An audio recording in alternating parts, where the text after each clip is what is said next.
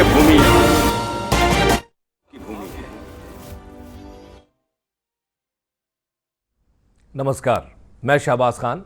सबसे पहले मुख्य समाचारों में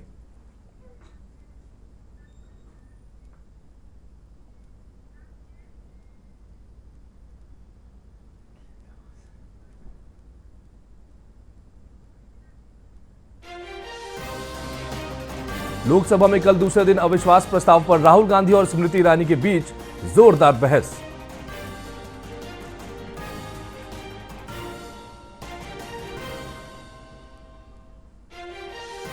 भाजपा ने भ्रष्टाचार, परिवारवाद और वोट बैंक की राजनीति के विरुद्ध देशव्यापी अभियान किया शुरू।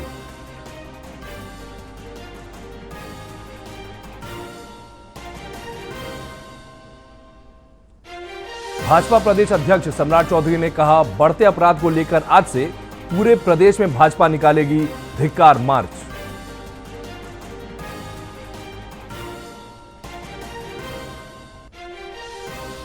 और अररिया में तस्करी पर लगाम लगाने के लिए पुलिस ने शुरू की कार्रवाई।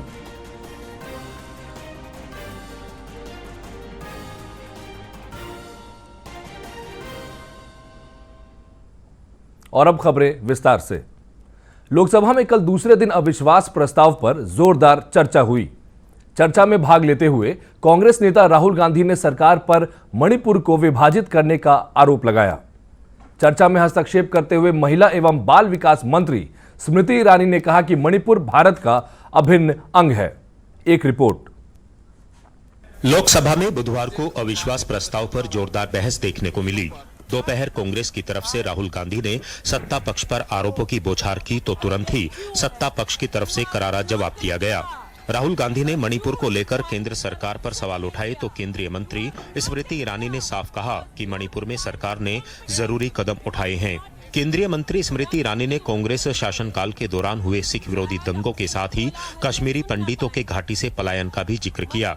केंद्रीय मंत्री ने कांग्रेस नेता द्वारा उठाई गई कई सवालों का सिलसिलेवार तरीके से जवाब दिया। राहुल गांधी ने चर्चा में भाग लेने के दौरान भारत माता को लेकर दिए गए कथित तौर पर आपत्तिजनक बयान पर केंद्रीय मंत्री स्मृति ईरानी ने करारा प्रहार किया। हमारी जनता की आवाज है, दिल की आवाज है, उस आवाज की हत्या आपने मणिपुर में की। इसका मतलब भारत माता की हत्या आपने मणिपुर में की। पहली बार राष्ट्र के इतिहास में भारत मां की हत्या की बात की और कांग्रेस पार्टी यहां पर तालियां बजाती रही। जो भारत की हत्या की बात पर कांग्रेस पार्टी ने ताली पीटी आज इस सदन में, इस बात का संकेत पूरे देश को दिया कि मन में गद्दारी किसकी है। अविश्वास प्रस्ताव पर हुई चर्चा में सत्ता पक्ष और विपक्ष के तमाम सांसदों ने हिस्सा लिया। एनडीए के सहयोगी दलों की तरफ से भी चर्चा में हिस्सा लिया गया।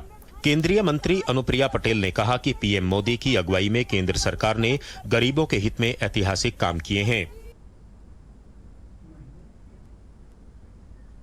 भारतीय जनता पार्टी ने कल से भ्रष्टाचार, परिवारवाद और वोट बैंक की राजनीति के विरुद्ध देशव्यापी अभियान शुरू किया है। देखिए ये रिपोर्ट। बुधवार से भारत छोड़ो अभियान लॉन्च किया है। इसमें पार्टी ने परिवारवाद, भ्रष्टाचार और तुष्टीकरण को विकसित भारत के खिलाफ बड़ी चुनौती माना है और इससे आजादी पाने की दिशा में ये अभियान शुरू किया है। वहीं इसका उद्देश्य विपक्षी गठबंधन के खिलाफ मोर्चाबंदी को और तेज करना भी है। हमारे लोकप्रिय प्रधानमंत्री नरेंद्र मोदी जी ने एक बहुत बड़ा आह्वान किया है। परिवारवाद भारत छोड़ो, भ्रष्टाचार भारत छोड़ो, तुष्टीकरण भारत छोड़ो। अगर देश की राजनीति में शुचिता को बचाना है तो इन तीनों अभिशापों को भारत छोड़ना पड़ेगा। भारतीय जनता पार्टी के सांसदों ने संसद परिसर में महात्मा गांधी की प्रतिमा के सामने प्रदर्शन किया। सदस्यों ने भाई भतीजावाद, भारत छोड़ो जैसे नारे लगाए। भाजपा नेता और गृह मंत्री अमित शाह ने भी अविश्वास प्रस्ताव पर चर्चा के दौरान कहा कि भाजपा ने तुष्टीकरण की राजनीति को समाप्त करने की ओर कदम उठाए हैं। भारतीय लोकतंत्र को ये तीन नासुरों ने घेर लिया था। नरेंद्र मोदी जी ने भ्रष्टाचार, परिवारवाद और तुष्टीकरण को हटाकर पॉलिटिक्स ऑफ परफॉर्मेंस को तरजीह दी। वहीं विपक्षी दलों ने भाजपा के इस अभियान पर प्रतिक्रिया दी है। उन्होंने कहा कि भाजपा का स्वतंत्रता आंदोलन में कोई योगदान नहीं रहा, ऐसे में भारत छोड़ो की बात बेमानी है। वहीं कांग्रेस नेता प्रमोद तिवारी ने कहा कि भाजपा कांग्रेस और उसके गठबंधन से डरी हुई है। विनाश काले विपरीत बुद्धि, इंडिया से इतना डर गए हो नाम से, संगठन की ताकत की जो आंधी आ रही उड़ा ले जाएगी इस पार्टी को जिसका नाम है एनडीए गठबंधन। हालांकि सियासत और राजनीतिक आरोपों प्रत्यारोपों को छोड़ दें तो आज देश की जरूरत है कि भ्रष्टाचार पर कड़े से कड़ा प्रहार किया जाए और उसके खिलाफ जीरो टॉलरेंस की नीति अपनाई जाए। देश भर में मेरी माटी मेरा देश अभियान शुरू हो गया है। देशव्यापी इस अभियान का उद्देश्य देश के लिए अपने जीवन का बलिदान करने वाले स्वतंत्रता सेनानियों का सम्मान करना है। एक रिपोर्ट। वाले वीरों को श्रद्धांजलि देने के लिए मेरी माटी मेरा देश अभियान शुरू होने जा रहा है और इसके तहत देश के अमर बलिदानियों की स्मृति में अनेक कार्यक्रम आयोजित किए जाएंगे। इन विभूतियों की स्मृति में देश की लाखों ग्राम पंचायतों में विशेष शिलालेख स्थापित किए जाएंगे। देश भर में अमृत कलश यात्रा भी निकाली जाएगी। हर गांव के कोने कोने से 7500 कलशों में माटी और पौधे लेकर अमृत कलश यात्रा राजधानी दिल्ली पहुंचेगी। 7500 कलशों में आने वाली मिट्टी और पौधों को मिलाकर राष्ट्रीय स्मारक के पास अमृत वाटिका बनाई जाएगी। यह अमृत वाटिका एक भारत श्रेष्ठ भारत का भव्य प्रतीक बनेगी। 30 अगस्त को नई दिल्ली स्थित कर्तव्य पथ पर भव्य आयोजन के साथ इस अभियान का समापन किया जाएगा। यह अभियान आजादी का अमृत महोत्सव का समापन कार्यक्रम है जो 12 मार्च 2021 को शुरू हुआ था।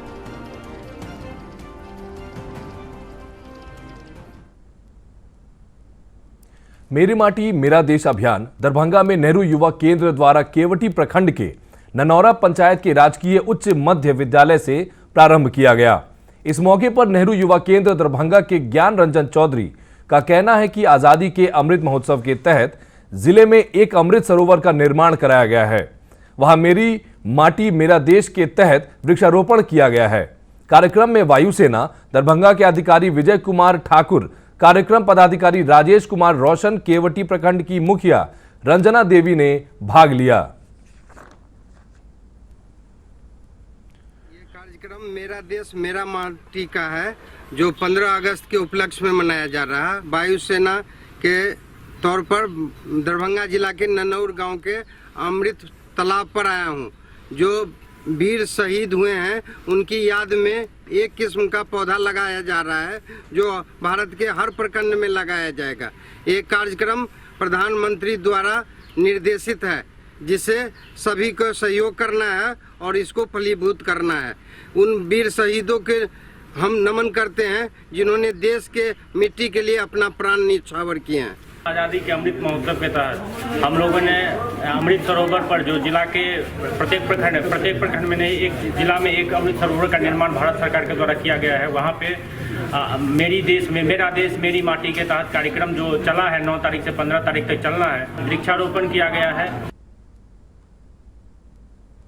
भाजपा के प्रदेश अध्यक्ष सम्राट चौधरी ने पटना में मणिपुर की घटना पर बोलते हुए कहा कि बिहार में भी ऐसी घटनाएं हो रही हैं। बेगूसराय में दलित परिवार की लड़की के साथ दुर्व्यवहार मामले पर मुख्यमंत्री नीतीश कुमार को सार्वजनिक रूप से माफी मांगनी चाहिए। सुशासन की बरसी है, विकास समाप्त हो गए। ये सुशासन की बरसी मनाने का काम आज हो रहा है। कल पूरे बिहार में भारतीय जनता पार्टी धिक्कार मार्च का अभियान शुरुआत करेगी और पूरे प्रदेश में नीतीश कुमार जी के खिलाफ आंदोलन करने का काम करेगी। ये धिक्कार है। धिक्कार मंच मार्च के माध्यम से नीतीश कुमार जी जो घमंडिया गठबंधन के नेता हैं उसका खिलाफ करेगी। भोजपुर जिले के नवादा थाना क्षेत्र में छेड़खानी का विरोध करने पर मंचलों ने निजी स्कूल की एक 9वीं की छात्रा को गोली मार दी, जिससे वो गंभीर रूप से घायल हो गई। इस घटना को लेकर लोगों में भारी आक्रोश है। इस बीच सदर एएसपी चंद्र प्रकाश ने बताया कि इस घटना में संलिप्त युवकों की पहचान की जा रही है। जल्द ही उसे गिरफ्तार कर लिया जाएगा। गोली लगी जो पेट में आके फंस गई थी, काफ़ी सीरियस था। 14-15 साल की बच्ची है, स्कूल गोइंग है। तो कल हम लोगों ने ऑपरेशन करके गोली निकाल दी है। कल सिचुएशन काफ़ी पुअर था, बट अब तो पेशेंट स्टेबल हो गई है और बीपी पल्स सब स्टेबल है। बातचीत कर रही बच्ची, किसी प्रकार का कोई दिक्कत नहीं होना चाहिए। कि एक यहाँ पे प्राइवेट स्कूल है और प्राइवेट स्कूल से बच्चियाँ जा रही थी। जब स्कूल का टाइम जब ख़त्म हुआ तो जब घर को जा रही थी तो रास्ते में 3 लड़के थे, अभी तक जो आई है बात है। तो 3 लड़के थे, उसमें से किसी एक ने जो है एक बच्ची के ऊपर जो है फायर किया है और बच्ची को जख्म है, एंट्री वुंड्स है और उनकी जो इलाज अभी चल रही है। और हम लोग जो है अभी जितना भी इन्फॉर्मेशन हमें मिला है उसको त्वरित गति से जो है इन्वेस्टिगेशन कर रहे हैं और जो भी जितने भी एंगल से, हर एंगल से जो सस्पेक्टेड अभी हमको लग रहा है वो उस पर काम कर रहे हैं और इसमें जल्दी हम लोग को सफलता मिलने की संभावना है और जैसे ही मिलती है तो आप लोग को सूचित किया जाए। बिहार विधानसभा में प्रतिपक्ष के नेता विजय कुमार सिन्हा ने भोजपुर की घटना को लेकर राज्य सरकार को एक बार फिर निशाना बनाया है। श्री सिन्हा ने पटना में कहा कि प्रदेश में विधि व्यवस्था लगातार गिरती जा रही है और अपराधियों का मनोबल बढ़ता जा रहा है। उन्होंने कहा कि यह जांच का विषय है कि युवक के पास हथियार कहां से आए। मुख्यमंत्री नीतीश कुमार जी न्याय के साथ विकास की बात करते हैं तो विकास तो हो नहीं रहा है और इतनी अन्याय बढ़ गई है कि अपराधी का इतना मनोबल बढ़ गया है कि दिन दहाड़े व्यापारी तो पलायन करने के लिए विवश हो गया। अब बच्चे भी स्कूल जाना बंद कर दें, बेटियों पर हमला हो रही है, बलात्कार की घटनाएं भी बढ़ रही है। ये सरकार बिहार को अराजकता का शिकार बना दिया है। अररिया पुलिस ने गुप्त सूचना के आधार पर फारबिसगंज थाना क्षेत्र के हरिपुर पंचायत के वार्ड नंबर 1 में एक घर से म्यांमार की करेंसी, देसी कट्टा, ब्राउन शुगर और अन्य हथियार के साथ एक नाबालिग को गिरफ्तार किया है, जबकि एक अन्य अपराधी भागने में सफल रहा। मामले की जानकारी देते हुए फारबिसगंज के दंडाधिकारी संजीव कुमार ने बताया कि पुलिस द्वारा तस्करी पर अंकुश लगाने के लिए लगातार कार्रवाई की जा रही है। इस मामले में अन्य दोषियों को भी जल्द गिरफ्तार कर लिया जाएगा। सूचना मिलने पर छापामारी किया गया आज लगभग 3-4 बजे सुबह में। उसी क्रम में कुछ अवैध हथियार, ब्राउन शुगर, गोली और धराया है अवैध सामान, जिसका जब्त किया गया है और माननीय जांच हेतु भेजा जा रहा है। आगे नियमानुसार कार्रवाई की जाएगी।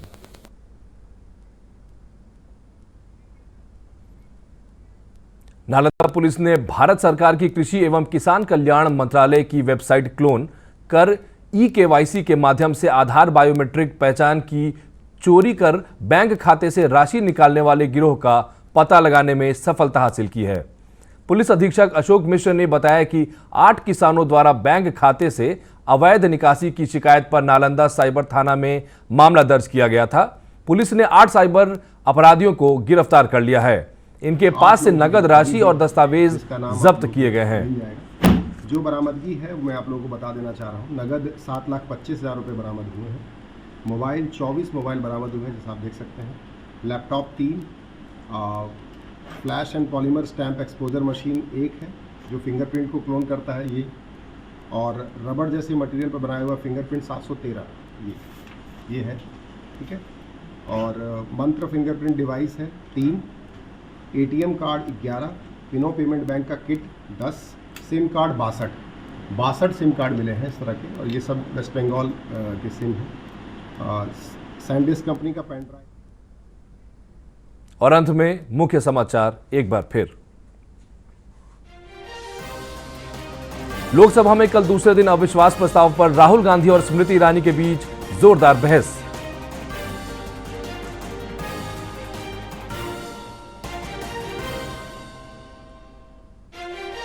भाजपा ने भ्रष्टाचार, परिवारवाद और वोट बैंक की राजनीति के विरुद्ध देशव्यापी अभियान किया शुरू।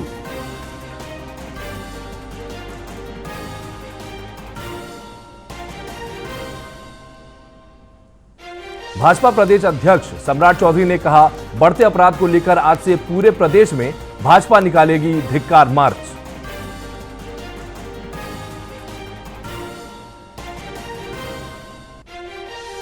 और अररिया में तस्करी पर लगाम लगाने के लिए पुलिस ने शुरू की कार्रवाई।